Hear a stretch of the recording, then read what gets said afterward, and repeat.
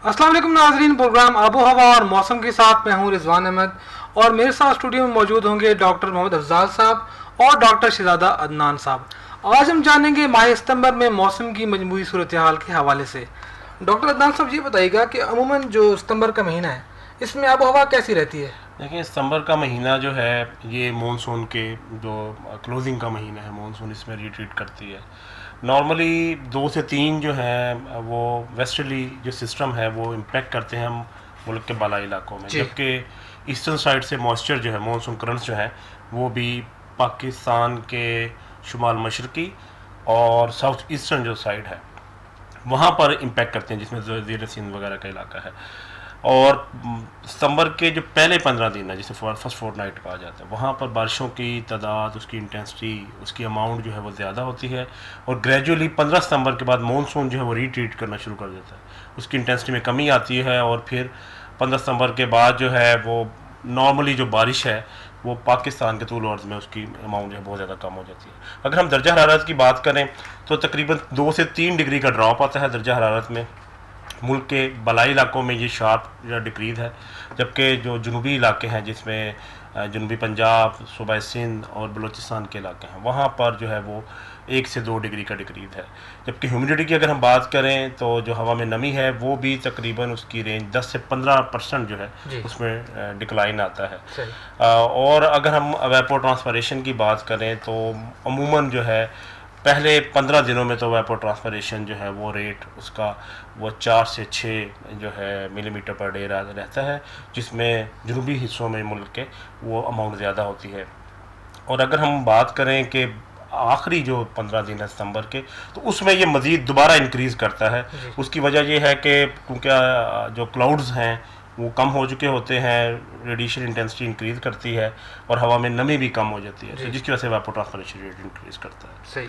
अच्छा डॉक्टर अफजाल साहब ये बताइएगा कि जैसे बारिशों का सिलसिला जारी है तो सितंबर के जो ये महीना है इसमें आगे मौसम कैसा रहेगा?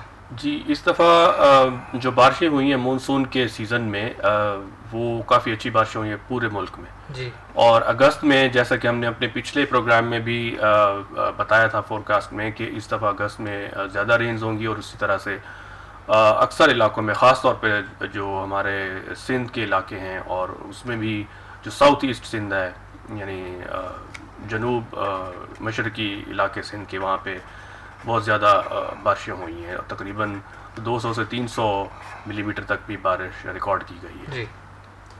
इसी तरह तकरीबन हर रीजन में बारिशें मामूल से ज़्यादा हुई हैं। तो सितंबर में अब आने वाले दिनों में सूरत हाल कुछ इस तरह से है कि सितंबर के पहले हफ्ते में तो बारिशों का एक सिलसिला है, तो उसके बाद ग्रेजुअली ये कम हो रहा है और बीट ऑफ सितंबर तक चूँकि मानसून सीज़न रहता है तो साउथ ईस्ट सिंध में और नॉर्थ ईस्ट पाकिस्तान में बारिशें ऑन एंड ऑफ होती रहेंगी। ज़्यादातर जो है आप कह लें कि जो नॉर्थ ईस्ट पाकिस्तान है उसमें बारिशें, जिसमें कि चावल की काश्त के इलाके हैं और पोटोहार रीजन है, तो यहाँ पे ऑन एंड ऑफ जो है वो मिड ऑफ सितंबर तक बारिशें रहेंगी। लेकिन मेन जो स्पेल है, जो ख़ास, जो काबिल ज़िक्र एक बारिशों का सिलसिला है, वो सितंबर के पहले हफ्ते में है। दूसरे, तीसरे और चौथे हफ्ते में इतनी नहीं है। तो ओवरऑल जो बारिशें हैं इस दफ़ा इसमें सितंबर के महीने में वो मामूल के मुताबिक ही रहेंगी।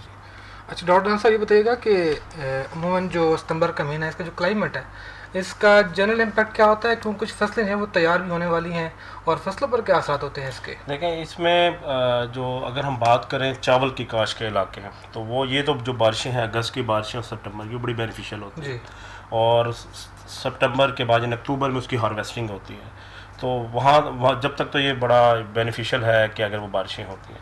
इसका सबसे बड़ा इम्पैक्ट होता है कि जो पिछले हम सालों में देखते आ रहे हैं कि सितंबर के पहले 10 दिन जो है वहाँ बारिशों की इंटेंसिटी, उसकी अमाउंट जो है बहुत ज़्यादा होती है, यानी उसमें स्पेल होंगे, 1-2 स्पेल होते हैं जो स्टैंडिंग क्रॉप, स्पेशली जो राइस बेल्ट है उसको बड़ा वो समटाइम डैमेज करते हैं। फ्लडिंग वगैरह भी पाकिस्तान में जो है वो, क्योंकि बारिशें अगस्त में भी बड़ी अच्छी होती हैं और सितंबर में भी हों, तो वो सम टाइम वो जो है रिवराइन फ्लडिंग वगैरह, लोकल नालास वगैरह में फ्लडिंग हो जाती है।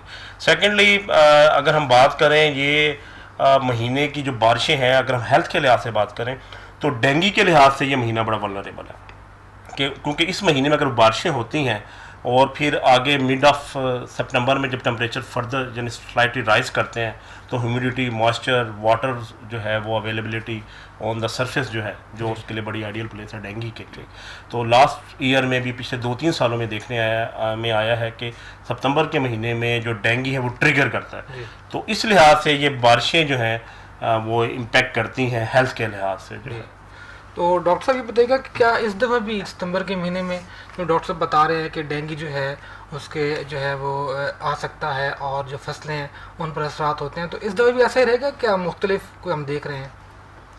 नहीं, बिल्कुल ऐसे ही है और डेंगू के आउटब्रेक के चांसेस हैं क्योंकि बारिशें बहुत ज़्यादा हुई हैं और उसमें कंड्यूसिव एनवायरनमेंट है for this kind of problems.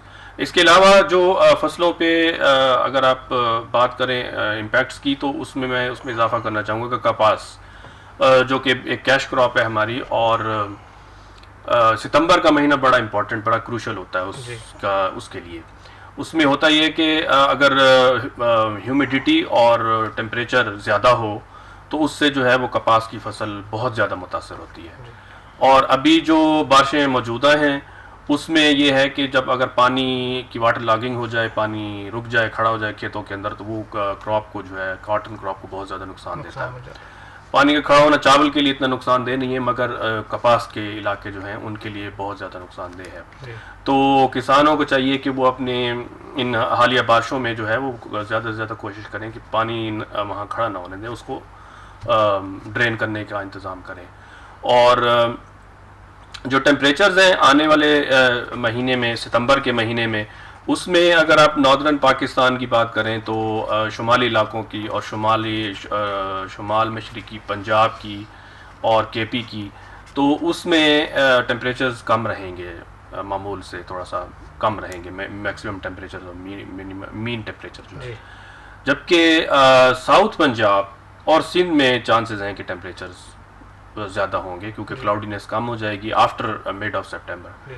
तो और उस वक्त अभी मॉइस्चर भी अवेलेबल होगा एटमॉस्फेयर में, सॉइल में, जिसकी वजह से humid environment, warm and humid environment का अंदेशा है कि वो बन सकती है और जिससे फसल जो है ना कपास की उसको भी नुकसान हो सकता है।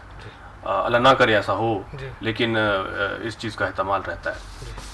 और इसके अलावा फ्लड की सिचुएशन तो आप देख ही रहे हैं कि अभी दरमियाने दर्जे का फ्लड चल रहा है दरियाओं में और सितंबर में जो है ना वो इतना कोई नज़र नहीं आ रहा हैवी स्पेल के जिससे जो है वो सीवियर फ्लडिंग हो सके।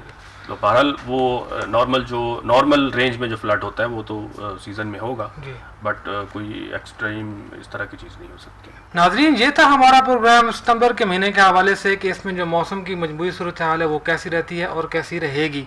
अपने दोनों मज़ीद मेहमानों का बहुत बहुत शुक्रिया। इस दुआ के साथ कि जहाँ रहें खुश रहें। इजाज़त दीजिए, अल्लाह हाफिज़।